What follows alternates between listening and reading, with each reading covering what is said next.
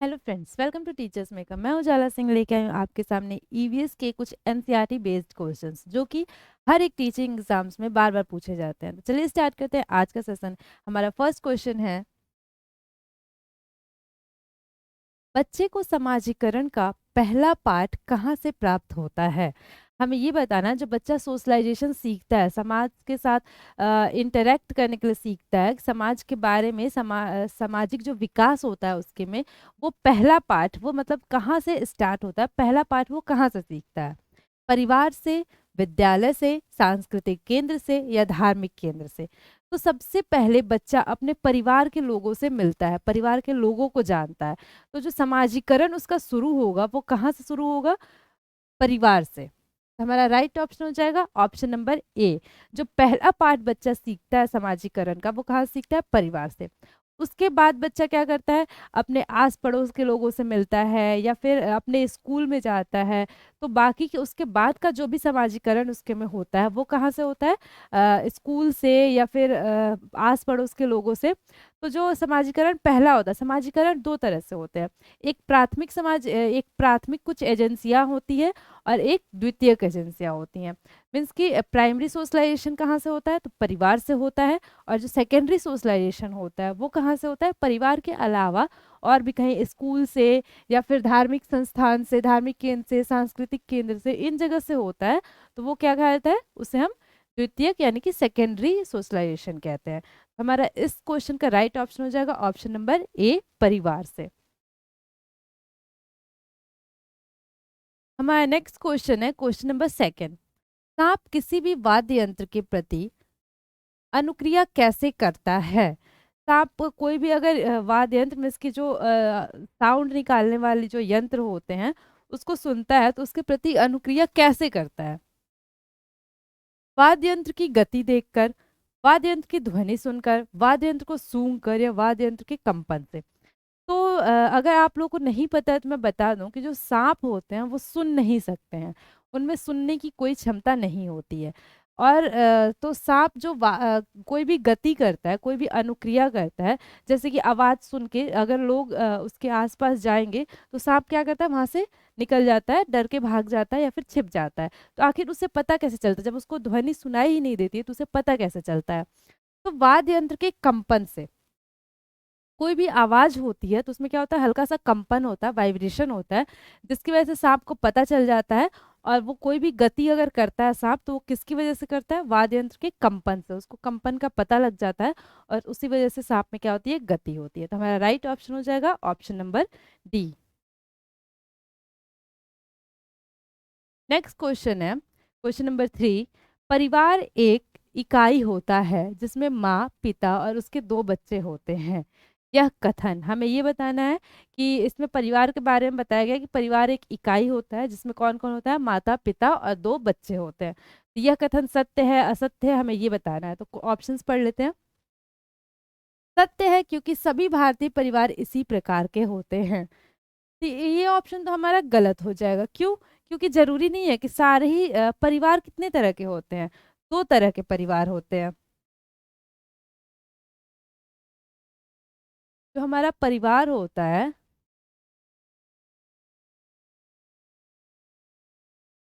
ये कितने तरह का होता है? दो तरह का होता है। एक होता है एकल परिवार और एक होता है संयुक्त परिवार।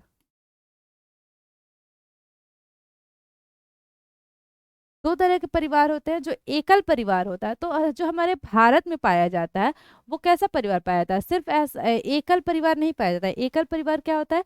जिसमें सिर्फ माता, पिता और बच्चे हो, तो इसे हम कहते हैं एकल परिवार। लेकिन भारत में संयुक्त परिवार भी पाया जाता है। संयुक्त परिवार क्या होता है? जिसमें माता, पिता, दादा, दादी, चाचा, चाची, बाकी और भी लोग, बहुत सारे लोग रहते हैं। इसे हम क्या कहते हैं? संयुक्त परिवार कहते हैं। तो भारत में दोनों ही प्रकार के परिवार पाए जाते हैं, एकल परिवार भी पाया जाता है, संयुक्त परिवार भी पाया जाता है। तो इसलिए ये ऑप्शन हमारा क्या हो जाएगा? गलत हो जाएगा। सही नहीं है क्योंकि इस कथन में यह स्पष्ट करना चाहिए कि बच्चे जैविक होते हैं। तो यहाँ तो सही नहीं है, साफ साफ लिख दिया है, तो ये ऑप्शन भी हमारा गलत हो जाएगा। सही नहीं है क्योंकि परिवार कई प्रकार के होते हैं तथा परिवार का केवल एक ही प्रकार में वर्गीकरण नहीं किया जा सकता है। ये ऑप्शन हमारा बिल्कुल सही है। ऐसा कह रहा है कि ये सही नहीं है, क्योंकि परिवार कई प्रकार के होते हैं। जैसे कि मैंने आपको बताया, दो तरह के परिवार, एकल परिवार और संयुक्त परिवार। तो इसमें क्या दिया है, इसमें सिर्फ एकल परिवार के बारे में दिया है कि माता पिता और दो बच्चे रहते हैं।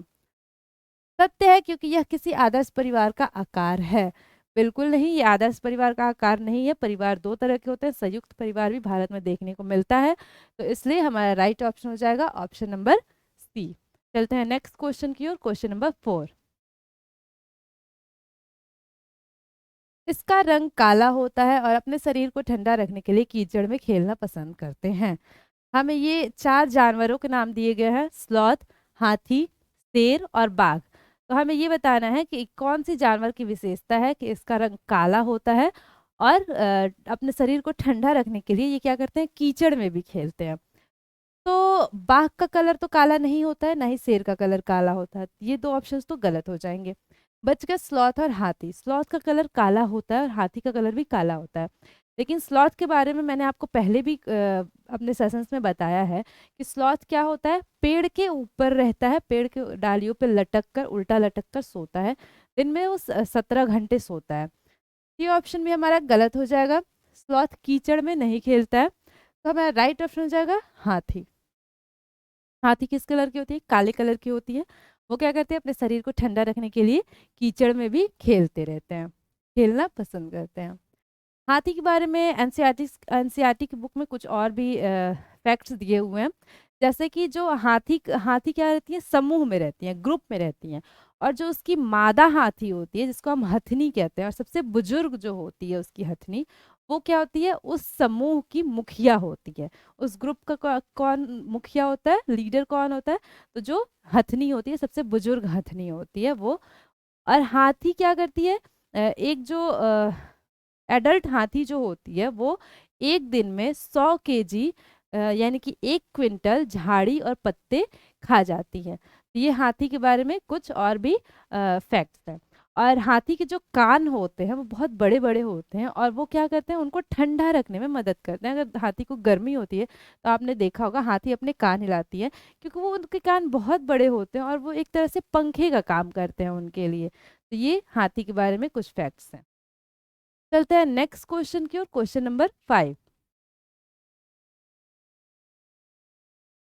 तपाती कली लोक नृत्य किस क्षेत्र का प्रमुख नृत्य है। तपाती कली एक तरह का लोक नृत्य है, फोक डांस है। हमें ये बताना है कि ये किस राज्य का है। गुजरात, महाराष्ट्र, राजस्थान और केरल। तो ये जो डांस है, फोक डांस है, ये कहाँ का है, केरल का है। और गुजरात में कौन सा डांस होता है, अगर आप लोगों ने सुना होगा तो गुजरात में कौन सा डांस होता है, गरबा डांस वहाँ का बहुत ही फेमस है। महाराष्ट्र का कौन सा डांस फेमस है, तो महाराष्ट्र का लावड़ी डांस जो होता है वो बहुत फेमस है।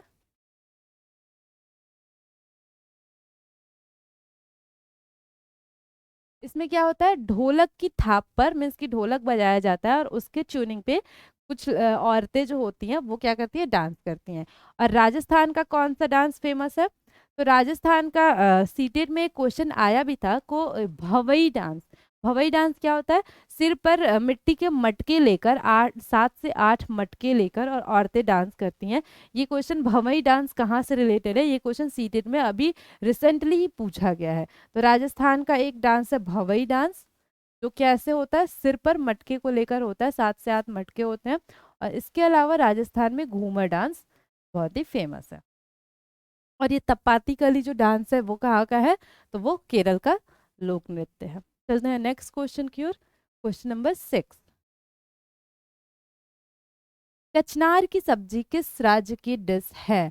हमें ये बताना है, कचनार एक सब्जी है, वो किस राज्य में खाया जाता है। केरल, पश्चिम बंगाल, मध्य प्रदेश, उत्तर प्रदेश। तो जो ये कचनार की सब्जी है ये किस राज्य में खाई जाती है, उत्तर प्रदेश। उत्तर प्रदेश के लोग क्या खाते हैं, कचनार की सब्जी खाते हैं। इसके अलावा फूलों से भी क्वेश्चन पूछते हैं कि कुछ फूल खाया जाता है, जैसे कि केले का जो फूल होता है वो कहाँ खाया जाता है, केरल में। केरल में खाया जाता है, गोवा में खाया जाता है। तो चलते हैं नेक्स्ट क्वेश्चन की ओर, क्वेश्चन नंबर 7। केरल में क्या खाया जाता है? केरल में बहुत ज़्यादा नारियल और टैपियोका बहुत ज़्यादा फेमस है। केरल में कुछ भी बनाया जाता है तो वो क्या नारियल के तेल में बनाया जाता है या फिर टैपियोका में। नारियल डली हुई, देखिए क्वेश्चन आ भी गया नारियल से रिलेटेड। नारियल डली हुई किसी भी करी के साथ उबला हुआ टैपियोका निम्नलिखित में से किस क्षेत्र का प्रिय भोजन है? नारियल और टैपियोका से बार बार सीटेट में क्वेश्चंस पूछा जाता है कि नारियल और टैपियोका कहाँ से संबंधित है, या फिर नारियल के तेल में बनाया हुआ सब्जी कहाँ खाया जाता है।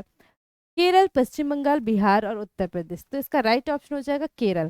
केरल में क्या खाया जाता है? नारियल क्या है? नारियल डली हुई किसी भी करी के साथ उबला हुआ टैपियोका। तो ये कहाँ खाया जाता है? केरल का ये फेमस डिश है।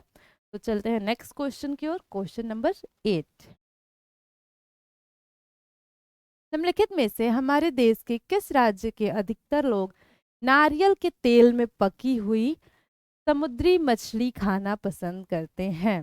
गोवा, बिहार, जम्मू और कश्मीर, मिजोरम। तो जो अगर आपको यहाँ मछली लिखा नारियल का तेल तो लिखा है, चलिए ठीक है, नारियल को देख के हम केरल का अंदाजा लगा सकते हैं। लेकिन यहाँ और एक क्या लिखा है? समुद्री मछली। तो समुद्र के किनारे कौन सा राज्य है? गोवा। तो यहाँ क्या होता है? गोवा में जो लोग होते हैं वो समुद्री मछली खाते हैं, और किसके तेल में बनी हुई? नारियल के तेल से बनी हुई समुद्री मछली खाते हैं। अगर यहाँ नारियल तेल की जगह सरसों का तेल होता, सरसों के तेल से बनी हुई मछली कहाँ के लोग खाते हैं? मछली में मतलब सरसों के तेल मछली बना के कहाँ के लोग खाते हैं? तो वो आंसर हो जाता है जम्मू कश्मीर।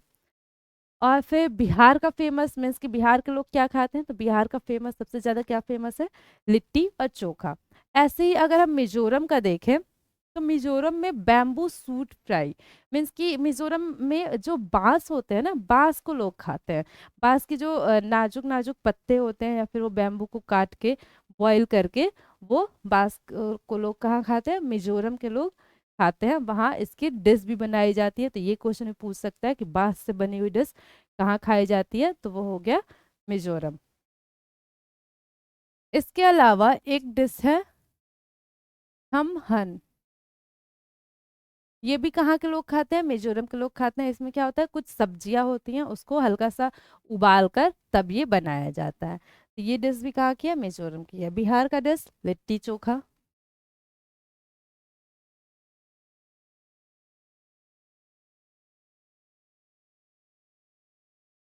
तो ये कुछ डिश हैं एनसीईआरटी में दी हुई हैं, जिससे बार बार टीचिंग एग्जाम्स में क्वेश्चन पूछे जाते हैं। हमारा इस क्वेश्चन का राइट ऑप्शन क्या हो जाएगा? Option number A, Goa. Goa के लोग क्या खाते हैं? समुद्री मछली खाते हैं। और वो किस तेल से पकी हुई होती है? नारियल के तेल से पकी हुई होती है। चलते हैं नेक्स्ट क्वेश्चन की ओर। क्वेश्चन नंबर 9,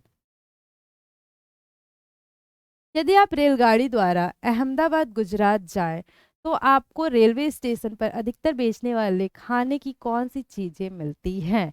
अगर आप देखे होंगे गुजरात या अहमदाबाद आप चले जाएं, यहाँ लिखा भी है कि मीन्स कि इसमें क्या पूछा है कि अहमदाबाद और गुजरात यहाँ का जो फेमस फूड है, मीन्स कि फेमस वहाँ सबसे ज्यादा क्या बेचा जाता है या फिर क्या सबसे ज्यादा खाया जाता है? छोले भटूरे, लस्सी, इडली चटनी, पूरी साग और ढोकला। ढोकला चटनी नींबू वाले चावल। तो जो आप लोगों को अगर पता होगा तो ढोकला कहाँ का फेमस फूड है? गुजरात का। गुजरात के लोग बहुत ज्यादा क्या खाते हैं? ढोकला खाते हैं और चटनी खाते हैं, नींबू वाले चावल खाते हैं। तो हमारा राइट ऑप्शन हो जाएगा ऑप्शन नंबर डी। ऐसे ही छोले भटूरे, छोले भटूरे कहाँ का फेमस है? या फिर जो लस्सी होता है वो कहाँ के लोग बहुत ज्यादा पीते हैं? तो आप देखोगे पंजाब के लोग जो है वो छोले भटूरे खाते हैं या फिर लस्सी पीते हैं। इडली चटनी और बड़ा चटनी, ये कहाँ के लोग? तमिलनाडु के लोग बहुत ही ज्यादा इडली या फिर सांभर बड़ा ये सब खाते हैं। तो हमारा इस क्वेश्चन का राइट ऑप्शन हो जाएगा ऑप्शन नंबर डी। ढोकला चटनी और नींबू वाले चावल कहाँ के लोग? गुजरात अहमदाबाद के लोग खाते हैं। नेक्स्ट क्वेश्चन, निम्नलिखित में से कौन सी एक परिवहन की अन्य चार विधाओं से भिन्न है? यहाँ परिवहन दी हुई है, परिवहन के कुछ साधन दिए होंगे हैं, यातायात के साधन, जिससे हमें बताना है कि कौन सा इन सारे से भिन्न है। ट्रेन, बस, जहाज, तांगा, साइकिल, रिक्शा। तो इसमें बताना है इसमें से भिन्न कौन सा है, सबसे अलग कौन सा है? जहाज, बस, तांगा, साइकिल, रिक्शा। तो जो अगर आप देखें बस को, तो बस कहाँ चलती है? रोड पे चलती है, सड़क पर चलती है। तांगा भी कहाँ चलता है? सड़क पर चलता है। साइकिल और रिक्शा भी कहाँ चलता है? सड़क पर चलता है। तो इन सभी से भिन्न क्या हो गया? जहाज। क्यों? क्योंकि जहाज कहाँ चलती है? ये हवाई जहाज को अगर आप देख ले तो ये कहाँ चलती है? आसमान में चलते हैं। तो ये क्या होगा? सबसे ज्यादा अलग है। तो हमारा राइट ऑप्शन हो जाएगा ऑप्शन नंबर ए, जहाज। चलते हैं नेक्स्ट क्वेश्चन की ओर। Next question, question number 11। एक जीव को साहचर्य से लाभ होता है और दूसरे को हानि होती है, कहा जाता है। दो जीव होते हैं और दोनों एक दूसरे पे डिपेंड रहते हैं, लेकिन इससे क्या होता है? एक जीव को लाभ होता है और दूसरे जीव को हानि होता है। तो उसे हम क्या कहते हैं? सहजीविता, सहोपकारिता, प्रतियोगिता या परजीविता। तो इसे हम क्या कहते हैं? परजीविता कहते हैं। अगर आप अमर बेल के पौधे को देखें तो वो क्या करता है? एक पेड़ के ऊपर चढ़ा हुआ होता है। तो वो पेड़ के ऊपर रहता है और उस पेड़ का जितना भी न्यूट्रिशन होता है वो पूरा सोख लेता है। और क्या होता है? जिस पेड़ के ऊपर वो रहता है उसको हानि होती है, वो पेड़ क्या होता है? सूख जाता है, पीला पड़ जाता है। तो इसे हम कहते हैं परजीविता। सहजीविता से भी क्वेश्चंस आते हैं। सहजीविता क्या हो गया? जैसे कि भैंस के पीठ पर हमेशा बगुला बैठा रहता है। तो वो क्या करता है? भैंस के ऊपर जितने भी कीड़े मकोड़े छोटे छोटे होते हैं वो उसको खा जाता है, लेकिन इससे भैंस को कोई भी नुकसान नहीं होता है। तो इसे हम क्या कहते हैं? सहजीविता कहते हैं। लेकिन अगर एक जीव से दूसरे जीव को नुकसान होने लगे तो इसे हम क्या कहेंगे? परजीविता कहते हैं। तो हमारा राइट ऑप्शन हो जाएगा ऑप्शन नंबर डी, परजीविता। Next question, question number 12। हमारे देश में संघ शासित प्रदेशों की संख्या है। हमें ये बताना है कि हमारे देश में कितने यूनियन टेरिटरीज हैं। तो हमारे देश में अभी कितने यूनियन टेरिटरीज है? 6, 7, 8 या 9। तो हमारे देश में टोटल 8 यूनियन टेरिटरीज अभी हैं, यानी कि संघ शासित प्रदेश। Next question, question number 13। मिलान को चुनिए जो खाद्य वस्तु के संरक्षण के सही ढंग को प्रदान नहीं करता है। इस क्वेश्चन में क्या पूछा है? नहीं करता है, यानी कि ऐसा कौन सा मिलान है जिसे हमें चुनना है कि कौन सी खाद्य वस्तु संरक्षण हम नहीं कर सकते हैं। सेव, मुरब्बा, दूध, पनीर, कच्चा आम, अचार, दाल, पापड़। हमें ये बताना है कि ऐसा कौन सी वस्तु है जिसको हम संरक्षण यानी कि हम स्टोर नहीं कर सकते हैं।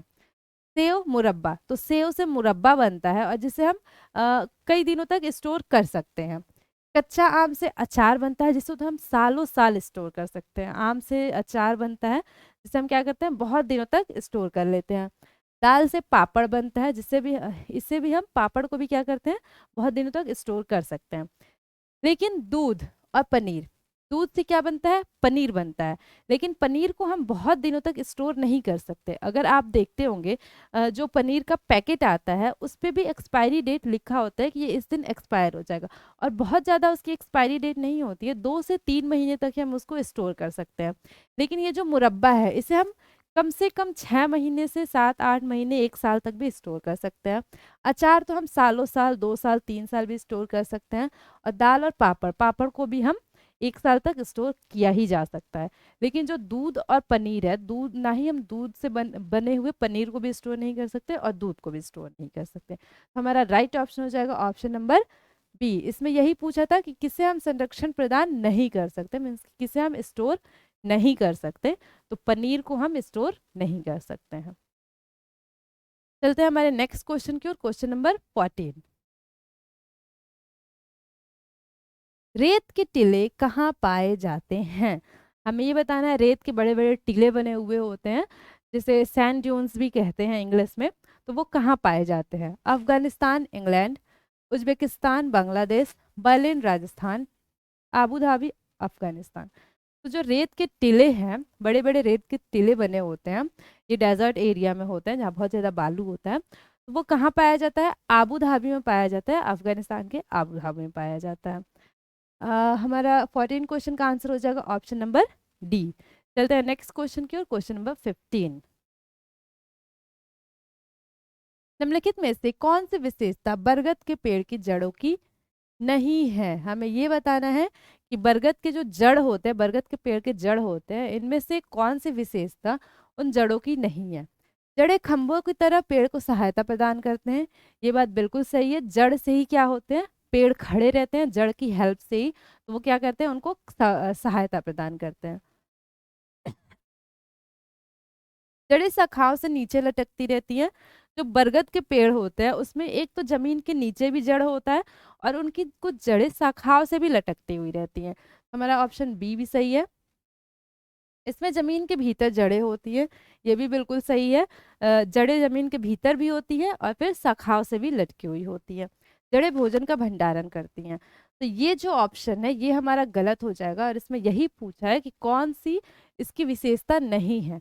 तो जड़ें भोजन का भंडारण करती हैं, ये क्या है, बरगद के पेड़ की जड़ की विशेषता नहीं है। हमारा राइट ऑप्शन हो जाएगा ऑप्शन नंबर डी।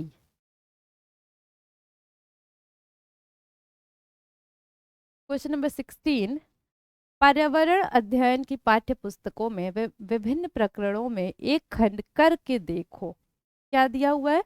ईवीएस की बुक में एक टॉपिक दिया हुआ है, एक चैप्टर दिया हुआ है, उसका क्या नाम है, करके देखो नाम है। तो शामिल क्या है, जिसका उद्देश्य है, हमें ये बताना है उस खंड का उद्देश्य क्या है, आखिर ये खंड क्यों ऐड किया गया है हमारे ईवीएस की बुक्स में। प्रत्यक्ष हस्तपरक अनुभव उपलब्ध कराना, ये ऑप्शन सही लग रहा है, बाकी भी ऑप्शन हम पढ़ लेते हैं। परीक्षा में निष्पादन को सुधारना, ये बिल्कुल गलत है। क्यों? क्योंकि हम बच्चों को कुछ भी अगर टॉपिक पढ़ाते हैं वो सिर्फ परीक्षा के पॉइंट ऑफ व्यू से नहीं पढ़ाते हैं। ये नहीं कि समय हम बच्चे को परीक्षा पास करवाना है, हम इसलिए पढ़ा रहे हैं, इसलिए ये ऑप्शन क्या होगा, गलत हो जाएगा। वैज्ञानिक शब्दावली की परिभाषा सिखाना, ये भी बिल्कुल गलत है। अगर हमें वैज्ञानिक शब्दावली ही सिखाना है तो हम बच्चे को ईवीएस में क्यों सिखाएंगे, हम बच्चे को साइंस में सिखाएंगे। ऐसे भी कोई शब्दावली सिखाना है तो हिंदी में, इंग्लिश में, लैंग्वेज की भाषाओं में सिखाएंगे। ये ऑप्शन भी हमारा गलत हो जाएगा। घर में शिक्षार्थियों को व्यस्त रखना, ये बिल्कुल गलत है, हमें शिक्षार्थियों को व्यस्त नहीं रखना है। ऐसा नहीं है कि हम ये टॉपिक करके देखो, अगर हमें व्यस्त ही रखना है तो हम करके देखो ही टॉपिक क्यों देंगे, कोई और भी टॉपिक दे देंगे, कोई और एक्टिविटी दे देंगे बच्चों को। तो हमारा ये ऑप्शन भी गलत हो जाएगा। हमारा राइट ऑप्शन हो जाएगा प्रत्यक्ष हस्तपरक अनुभव उपलब्ध कराना। प्रत्यक्ष मीन्स बच्चे खुद से देखे, खुद से अनुभव करे चीजों को, खुद से चीजों को एक्सप्लोर करे।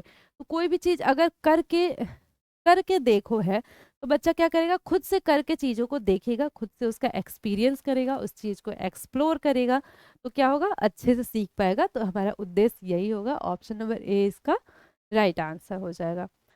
नेक्स्ट क्वेश्चन है हमारा क्वेश्चन नंबर 17। निम्नलिखित में से कौन सा अम्ल मधुमक्खी के डंक में पाया जाता है। हमें ये बताना है, मधुमक्खी जब डंक मारती है तो वो कुछ अम्ल मीन्स कि कुछ एसिड हमारे स्किन में रिलीज कर देती है, जिसकी वजह से क्या होता है, वहाँ जलन होने लगती है या फिर वहाँ का जो एरिया होता है वो स्वेलिंग कर जाता है, सूज जाता है, फूल जाता है।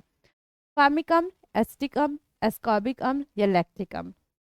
तो जो फार्मिक अम्ल है वो क्या होता है, चीटी के या फिर मधुमक्खी के डंक में पाया जाता है। चलते हैं नेक्स्ट क्वेश्चन की ओर, क्वेश्चन नंबर 18। निम्नलिखित में से कौन सा कथन केरल के बारे में सत्य नहीं है।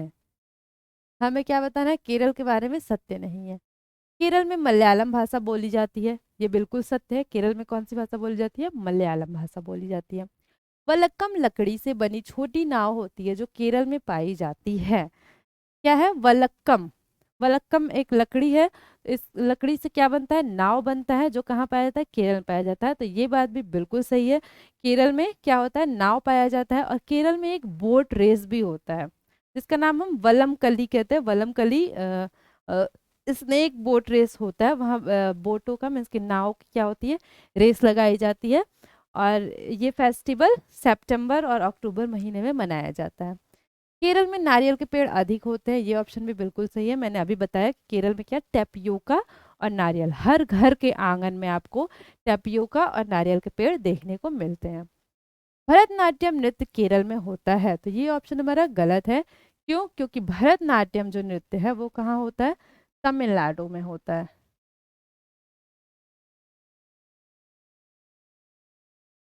तो ये ऑप्शन हमारा गलत हो जाएगा। केरल में कौन सा नृत्य होता है, मोहिनी अट्टम होता है और कथकली होता है। हमारा ये ऑप्शन गलत हो जाएगा। इसमें यही पूछा है कि कौन सा सत्य नहीं है, तो ऑप्शन नंबर डी हमारा क्या होगा, राइट आंसर होगा। चलते हैं नेक्स्ट क्वेश्चन की ओर। मानव के पेट में अमाशय रस की प्रकृति होती है और यह भोजन के पाचन में सहायता करता है। मानव के पेट में एक रस पाया जाता है जो क्या करता है, डाइजेस्टिव सिस्टम में हमारे खाने को डाइजेस्ट करने में, पाचन क्रिया में क्या करता है, सहायता करता है। तो उस रस का जो रस क्या होता है, कैसा होता है, क्षारीय, उभयधर्मी, उदासीन या अम्लीय। तो वो रस कैसा होता है, अम्लीय होता है, एसिटिक इन नेचर होता है उसका नेचर, उस रस का नेचर कैसा होता है, एसिटिक होता है। तो हमारा राइट ऑप्शन हो जाएगा option number D. Next question है, एक पश्मीना शॉल लगभग डैश साधारण स्वेटरों के बराबर गर्म होती है तथा एक साधारण पश्मीना शॉल को बुनने हेतु डैश घंटे का समय लगता है। पश्मीना शॉल बहुत ही फेमस शॉल है जो कहाँ पाया जाता है, लद्दाख में पाया जाता है। पश्मीना शॉल लद्दाख में बनाया जाता है और ये किसी भी शॉल से, नॉर्मल शॉल जो होती है, नॉर्मल शॉल जो होती है उससे कितने 6 गुना ज़्यादा गर्म होता है। और एक पश्मीना शॉल को बुनने में, इसकी बुनाई की जाती है तो कितना ज़्यादा टाइम लगता है। तो 6 यहाँ भी है, 6 यहाँ भी है, बाकी ये दोनों ऑप्शन तो हमारे गलत हो जाएंगे। तो एक पश्मीना शॉल को बुनने में लगभग 200 घंटे का समय लगता है। तो हमारा राइट ऑप्शन हो जाएगा option number A. Pashmina shawl, normal जो शॉल हम ओढ़ते हैं उससे क्या 6 गुना गर्म होती है और एक शॉल को बुनने में कितना टाइम लगता है, 200 घंटा टाइम लगता है। तो हमारा राइट ऑप्शन हो जाएगा ऑप्शन नंबर ए। आज का सेशन हमारा यहीं खत्म होता है। आप अपने स्कोर कमेंट में ज़रूर शेयर करिएगा कि आपके 21 में से कितने स्कोर आए हैं। ऐसे ही वीडियोस के लिए जुड़े रहे हमारे साथ। वीडियो पसंद आए तो वीडियो को लाइक कर दें। Thank you for watching.